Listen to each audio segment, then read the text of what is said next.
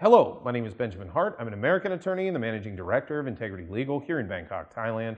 As the title of this video suggests, we're discussing the concept of quote-unquote village weddings, or sometimes called ceremonial weddings here in Thailand. What are we talking about? Well, what we're not talking about is a registered marriage. Let's be clear. Marriage registration, Thailand operates on a civil law marriage registration system.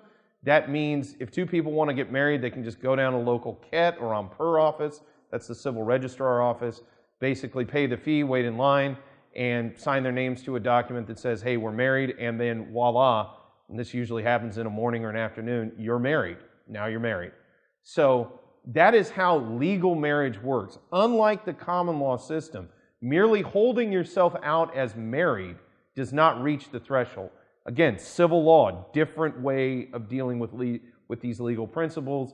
You have to go through the registration process to be considered married. So getting back to village weddings are, it's basically the ceremony, the families all show up, and most of the time, all the families, once the ceremony is over and done, they consider you married. As far as they're concerned, you're married. Everything else is just basically formalities that you deal with.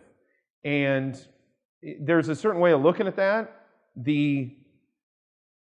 But legally, understand, in Thailand, that is not a valid marriage.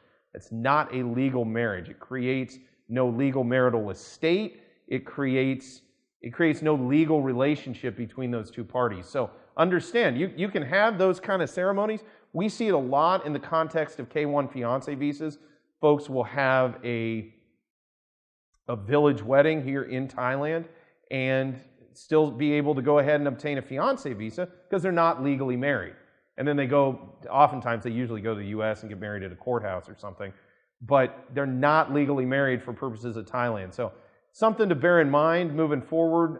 Folks that are looking to get married, understand there is a difference between just having a ceremony and going down to the government office and registering the marriage.